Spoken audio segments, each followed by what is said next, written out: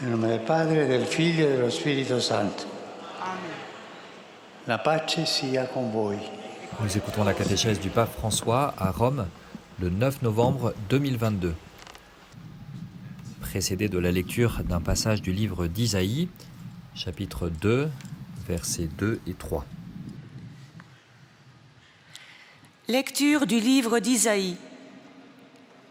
Il arrivera dans la suite des temps que la montagne de la maison du Seigneur sera établie en tête des montagnes et s'élèvera au-dessus des collines. Alors toutes les nations afflueront vers elle.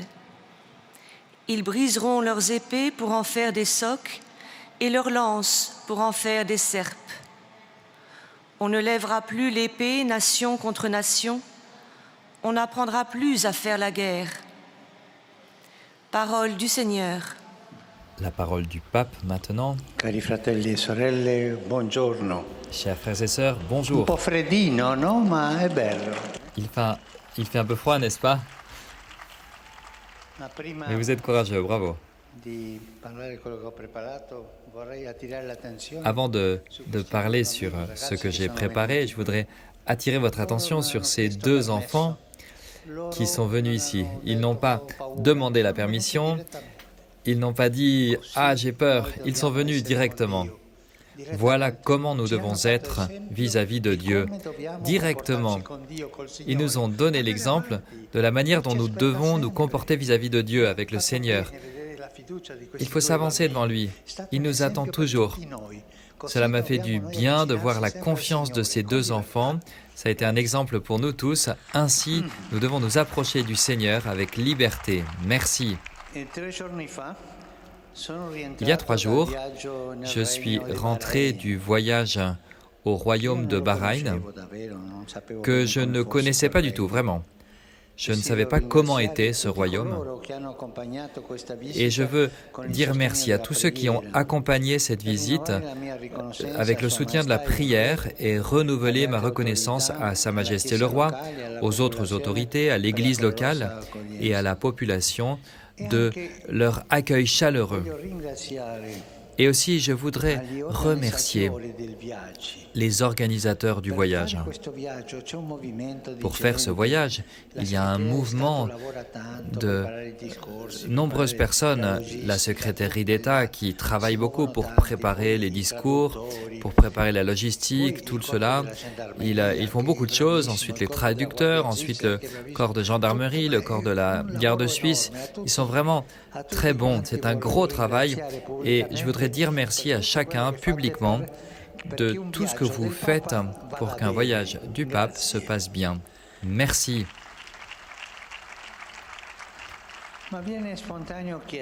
Et alors on se pose la question spontanément, pourquoi le pape a-t-il voulu visiter ce petit pays, en grande partie musulman? Il y a beaucoup de pays chrétiens, pourquoi ne va-t-il pas d'abord les visiter? Et je voudrais répondre par 3 mots, dialogue, rencontre et chemin. Dialogue. L'occasion du voyage, souhaitée depuis longtemps, a été offerte par l'invitation du roi à un forum sur le dialogue entre Orient et Occident.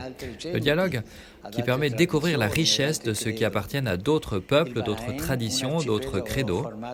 Le Bahreïn, un archipel formé par de nombreuses îles, nous a aidés à comprendre qu'il ne nous faut pas vivre en nous isolant, mais en nous rapprochant. À Bahreïn, il y a des îles qui se sont approchées, qui se touchent. Et cela est exigé par la cause de la paix.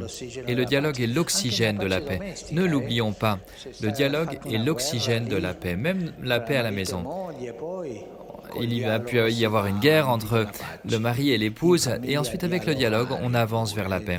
En famille, il nous faut dialoguer, car par le dialogue, on protège la paix.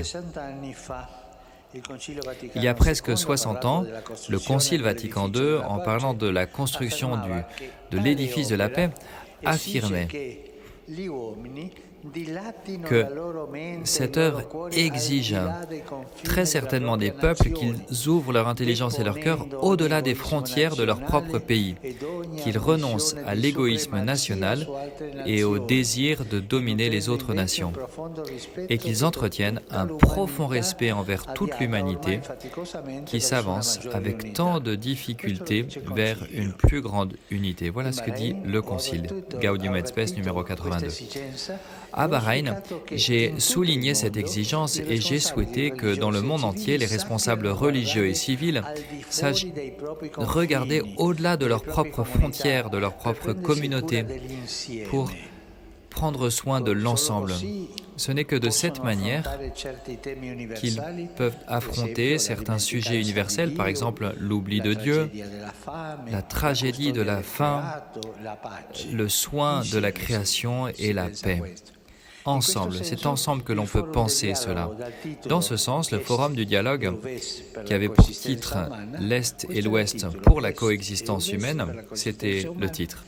L'Est et l'Ouest pour la coexistence humaine. Ce forum a exhorté à choisir la voie de la rencontre et à refuser celle de l'opposition. C'est si important pour nous. Nous avons besoin de nous rencontrer.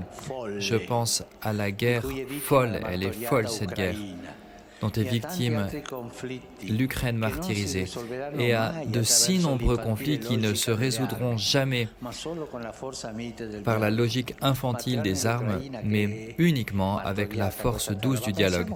Mais au-delà de l'Ukraine qui est martyrisée, nous pensons à des guerres qui durent depuis des années, la Syrie depuis plus de 10 ans. Oui, asseyez-vous ici, s'il vous plaît. C'est courageux, bravo. Il pense à ce petit enfant. Pensons aux enfants du Yémen, pensons au Myanmar, partout.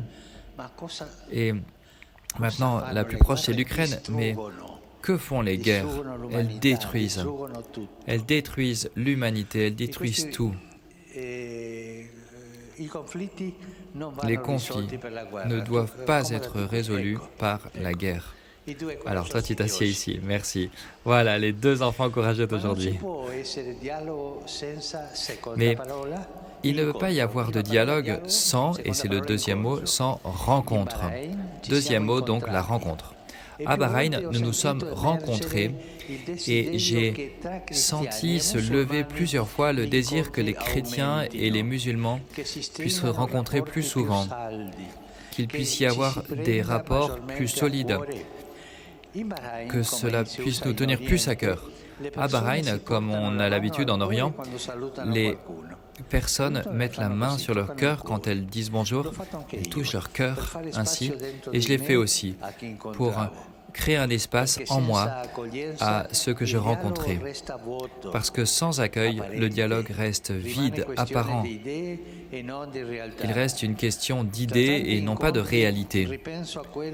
Parmi de nombreuses rencontres, je repense à la rencontre avec le cher frère, le grand imam d'Al-Azhar, cher frère, et à ceux avec les jeunes de l'école du Sacré-Cœur, des jeunes qui nous ont donné un grand enseignement. Ils étudient ensemble, les chrétiens et les musulmans, et dès leur jeunesse, depuis qu'ils sont enfants, jeunes, ils se connaissent, et ainsi, cette rencontre fraternelle peut prévenir les divisions idéologiques.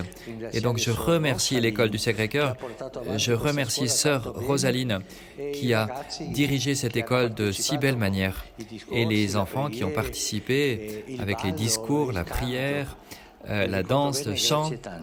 Et je m'en souviens très bien et je les remercie. Mais les personnes âgées aussi ont proposé un témoignage de sagesse fraternelle.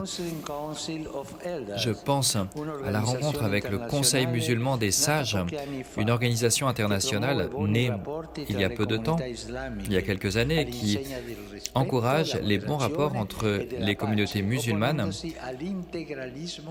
enseigne le respect, la modération et la paix en les opposant à l'intégrisme et à la violence. Et nous arrivons donc au troisième mot, chemin. Les trois mots avec lesquels je voudrais résumer tout cela. Le troisième mot, c'est donc chemin. Le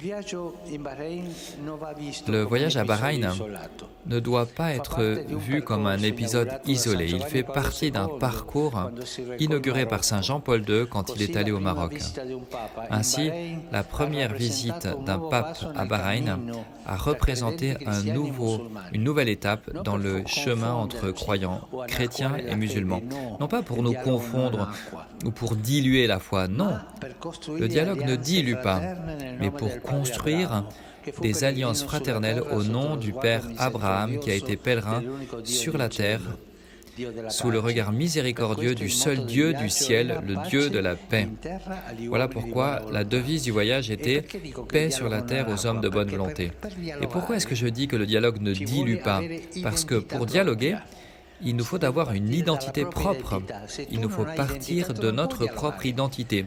Si tu n'as pas d'identité, tu ne peux pas dialoguer, parce que tu ne comprends même pas toi-même qui tu es.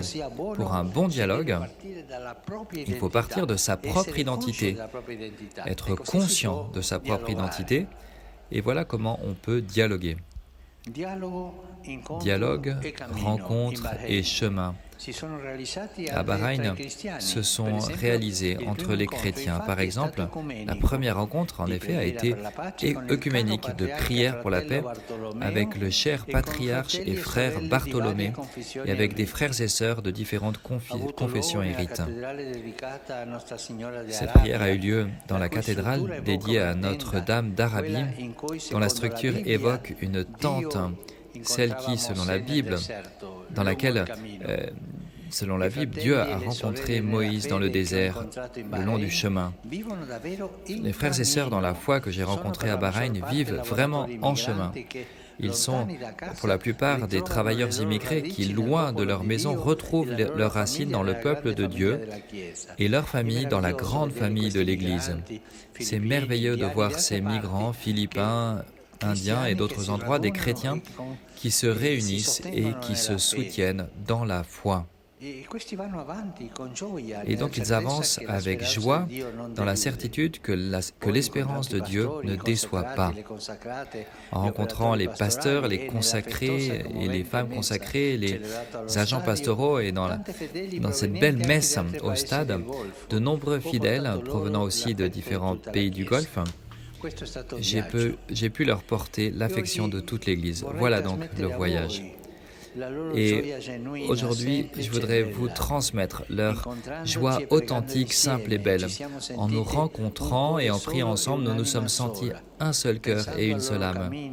En pensant à leur chemin, à leur expérience quotidienne de dialogue, nous nous sentons tous appelés à dilater les horizons.